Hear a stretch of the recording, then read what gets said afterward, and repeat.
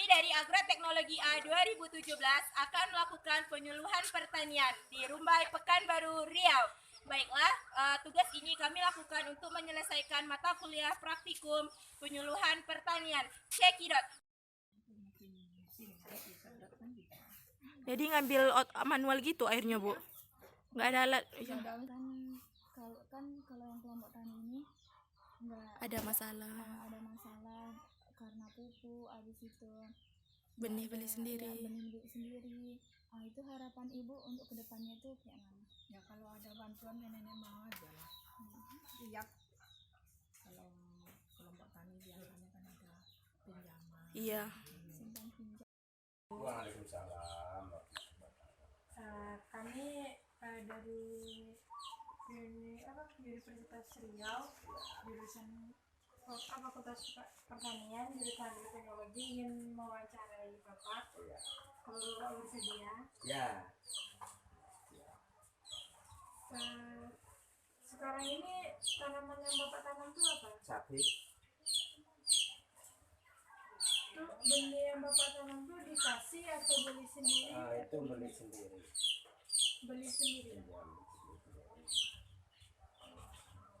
Itu Nanti dijual.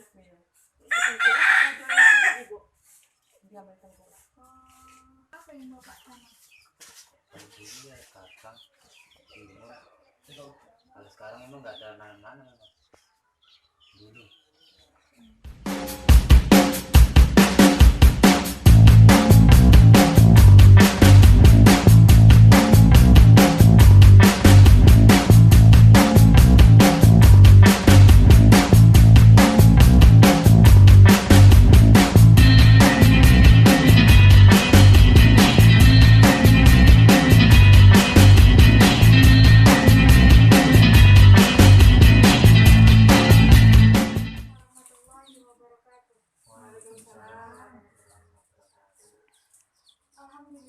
Alhamdulillahirabbil alamin. Assalatu wassalamu ala asyrofil anbiya'i wal mursalin wa ala alihi wasallam. Amma ba'du. Puji syukur kehadirat Allah Subhanahu wa taala yang telah melimpahkan rahmat kesehatan sehingga kita dapat bisa berkumpul bertatap muka di sini. Salawat serta salam semoga tetap tercurahkan kepada baginda Rasulullah sallallahu alaihi wasallam dengan ucapan Allahumma sholli ala sayyidina Muhammad wa ala ali sayyidina Muhammad. Baiklah Pak Bu, kami di sini dari mahasiswa Universitas Riau, jurusan Agroteknologi Fakultas Pertanian. Kami di sini akan melakukan penyuluhan pertanian Pak Bu. Sebelumnya kami mohon maaf yang sebesar-besarnya apabila ketika dalam menyampaikan penyuluhan nanti terdapat kata, ucapan, atau sikap yang kurang berkenan di hati bapak-bapak dan ibu-ibu.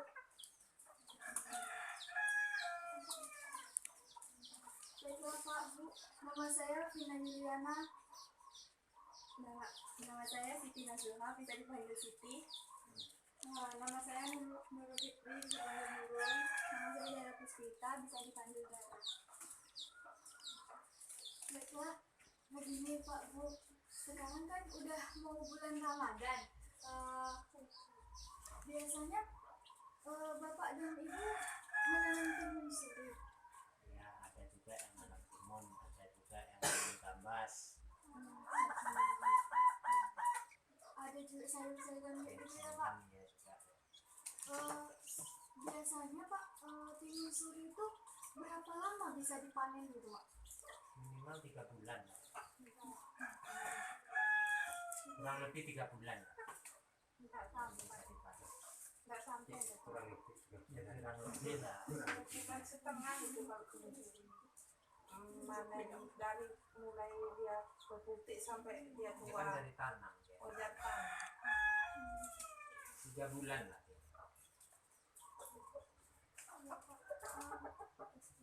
Pasti itu ya Pak, udah mau bulan Ramadan ini timun suri itu dicari masyarakat ya Pak, dicari Alhamdulillah itulah biasanya untuk apa kan Untuk bikin takjil atau lain sebagainya kan Pak. Kan segar tuh Pak. Coba. Soalnya butuh yang segar-segar Bu. jus. Pasti kan dalam penanamannya itu, penanaman timun suri pasti selalu ada kayak hama atau apa gitu kan Pak yang menyerang, sehingga dalam penanaman itu nggak berjalan lancar gitu kan Pak ya. Ya mesti ada orang liku-likunya orang petani itu biasanya ada kegagalan itu. Kadang yang penyakitnya itu yaitu busuk itu. Itulah busuk itu ya diserang kadang kayak apa ya? Kayak lalat itulah. Yang lalat Kayak kunang-kunang dua macamnya tuh, ada yang macam lalat, ada yang macam kunang-kunang. Makanya lah itulah petani itu yang agak sulit di apa yang kita belum bisa Dibasmi. mengantasnya kan. Soalnya itu kan mungkin obatnya pun mahal juga. Kita sebagian besar belum tahu juga itu apa obatnya kan gitu. Iya. Biasanya yang menyerang kayak buah-buahan atau timun suri itu kemungkinan kayak serangga, kumbang, ulat daun, kayak ulat tanah gitu Kak. Kayak contohnya tadi Bapak bilang lalat buah gitu. Lalat buah ini kan dia itu biasanya kan kayak sekarang kalau musim apa nih, musim kemarau gitu kan Pak.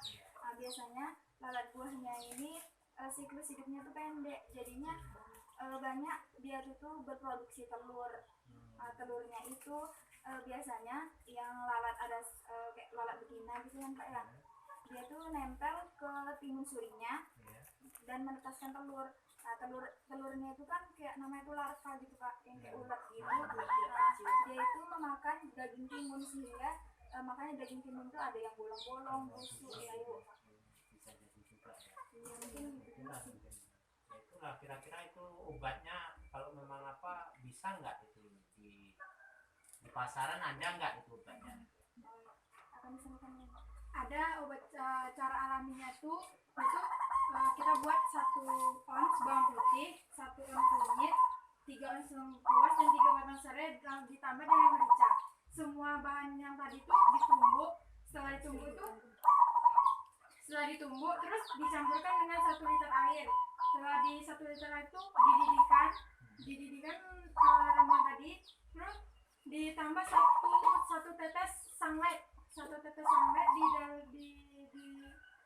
diaduk sampai dia mendidih. Setelah itu sebelum disemprotkan itu dia disaring dulu kan, ada ampas-ampasnya itu. Jadi yang sarinya itu baru disemprotkan ke tanamannya itu yang terkena. Dalam 115 liter itu berapa sendok kira-kira apanya? Cairan itu? Dalam Satu tangki itu. dalam tangki. 15 liter air itu dia kira-kira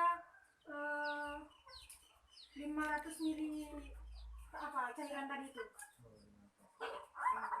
Setengah liter cairan pestisida tadi dicampur dengan 15 liter air. Karena bisa dicoba itu nanti berarti. Atau bisa juga dengan pestisida, dia namanya bimetoat. Itu cara penggunaannya tuh 15 mili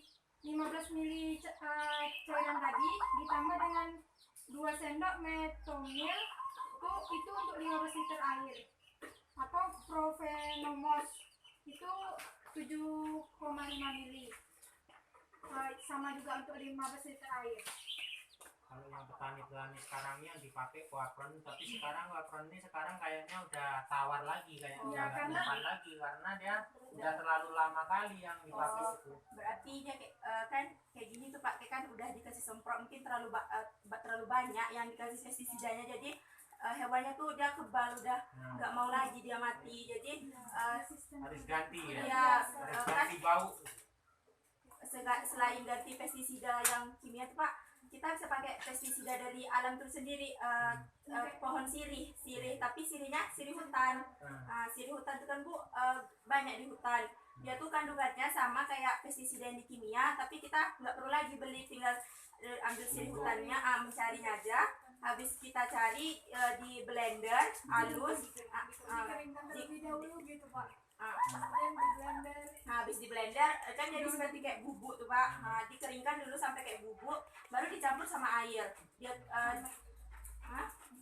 ya dicampur juga sama sanglet satu tetes 2 tetes gitu. Jadi dah semprotkan ke tanaman. Kalau kan ini tadi pestisida alami kan Pak, dari tumbuhan ke alam juga. Jadi dia kemungkinan besar hewannya mati itu besar, tapi kita juga harus hati-hati tidak semena-mena kita pakai yang pestisida dari sini tadi. Tetap juga kita harus menggunakan keselamatan kayak masker, topi, baju panjang gitu. Soalnya kandungan yang ada dalam sirih itu sama kayak yang di pestisida kan. Kalau pestisida kan mahal kan sekarang Pak, apalagi naik. Nah itu alternatif lain yang bisa kami berikan. Ada juga di sini kami ada bawa alat sederhana, sangat sederhana sekali Pak, dari botol sama kawat, dan juga ada kapas. Ya ini kapas, sama bahan dasarnya ini adalah pisang busuk, agak busuk sih Pak. Itu untuk mancing hama itu ya? Iya nanti supaya masuk situ. Kalau yang ini kan sangat sederhana, kalau pasti banyak botol sama kawat kan banyak, tinggal dilubangi di ini agak diikat di sini, jadi dia nggak bisa naik lagi. Ini habis itu pisang ini kita buka, ya kan? Untuk mancing. Iya. Ya, ini tapi harus agak sedikit ya Pak. Di sini Untuk menarik ya. lalat buah itu. Habis itu ditempelin. Sebenarnya harusnya kasa sih. Ya, Bisa kasa. kain Bisa yang ditempel-tempelin di sekitar pisang ini. Bau pisang ini kan kalau udah busuk dia agak nyengat kan Bu. Iya, bau. Nah Pak, habis itu Masukkan. ya dimasukkan. masukkan sedikit Si air. sebenarnya regen. tapi satu hari, hari 2 hari hilang datang lagi. Biasanya kalau pakai pestisida itu kan pasti dia datang lagi. Jadi dipakai juga saya nyemprotnya tuh sekali seminggu, bisa jadi kita tambah dosisnya kayak 3 hari sekali atau 2 hari sekali kita semprot biar dia tuh biar Tinggal nengok musimnya juga itu. Kalau memang musimnya hujan memang harus paling minimal 2 hari sekali. Soalnya dia kan kena hujan udah tawar lagi kalau untuk pestisida ini kan. kurang juga dia. Kan kalau misalnya musim hujan tuh malam kita nggak tahu kan Bu, hujan apa tidak, misalnya kan dia datang tuh kayak sore hari mau menjelang malam gitu kan Bu. Jadi kalau misalnya alat ini kan nggak mungkin kita mantau alat buahnya sampai malam. Di lanjaran yang itunya tinggal ditempelin ini, habis itu nanti bau dari pisang nih dia itu lalat-lalatnya tuh menyebar. Iya, nanti dia masuk lubang-lubang sederhana, lubang-lubang ini nanti dia nempel di sekitar ini kasa atau kainnya ini Bu. Tapi Buahnya jadi di airnya kalau lubangnya itu boleh dikasih banyak. boleh Bu, tapi Tapi kalau nanti bisa setengah keluar ya, kalau terlalu banyak. Setengah gini kan. ya setengah gini pokoknya sekitaran nyantara sama bawah lah Bu, soalnya nanti kan dia keluar sekitar atas sedikit gini lah aqua, kalau buah kecil atau buah besar itu Kayaknya sih Bu, dikasih di sini tuh kayak dikasih corong gitu loh Bu, corong yang biar gampang masuk. Oh, Kayak corong kan apa kayak yang untuk tersangkut gitu nanti sayapnya tahapannya gitu. pas kita masuk air Bu jangan sampai kena pisangnya, jadi nanti dia bisa terbang lagi. Jadi di bawah sedikit air pisang, nanti dia akan letak di sini seperti alat sederhana yang dapat kami berikan untuk menangkap lalat-lalat yang menyerang tanaman Bapak atau Ibu. Jadi serai, kunyit, apa tadi? Serai, kunyit, 1 on bawang putih, 1 on kunyit, 3 on lengkuas, ditambah 3 batang serai, ditambah merica secukupnya. Ditumbuk dulu. Ditumbuk halus. Baru campur sama air, tambahkan sanglet sedikit Nek, habis itu disemprot, ya kan? Ya itu kan apa itu untuk lengket kan berarti. Lengket kan lengket ya. Iya. Sama di yang kayak seren, merica itu kan ada Bisa dicoba juga Pak, timun-timun itu kalau memang apa. Tapi kalau timun biasanya agak jarang. Iya. Yang sering itu pare, gambas itu yang paling cepat. Iya, tapi yang lebih apa kan pare. pare sama gambas. sih itu ya. Pare kan dia Itu lembut harus wajib kayaknya. 2 hari sekali semprot kalau pare. Kalau enggak Bengkok Banyak ya. terong itu bisa juga sih. Iya. Terong Iya. juga ya.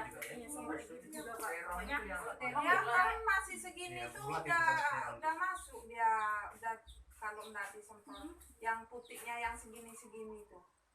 Nanti besar kan dia segini besar. Kalau terong ini ulat deh di dalam. Ulat itu apa pengaruh dari apa itu juga? Apa langsung dia ulat itu atau lalat itu Lalat netas juga. jadi Biasanya sih kak kalau ulat tuh mungkin ulat geraya itu biasanya dari ngengat itu loh kak, yang kayak kupu-kupu, yang putih-putih, yang apa tuh merah. Ada juga kok kupu-kupu. kadang dia kan bagus di luarnya Iya, itu. tapi dalamnya Ini itu dalamnya udah busuk, busuk kayak iya. gitu. Nah, makanya dari Iya. mana dia masuk itu kan gitu loh. biasanya itu kayak apa serangga itu kan dia lengket di tanaman, jadi dia tuh kayak nusukkan kayak ada tusukannya gitu di pantatnya tuh. Kecil aja deh Pak. Kecil Dia- aja, jadi kecil dia enggak, masuk dia sama mata, ya. telur-telurnya tuh ke dalam Berarti tanaman netas ini. di Iya, dalamnya iya, dia. di dalam kan Kalau ada ulat di dalam kan agak lembut kan buat dagingnya, jadi mungkin untuk dia juga berkembang juga lebih mudah. Jadi dia tuh Iya telurnya kayak itu busuk lah dalamnya, terongnya kok.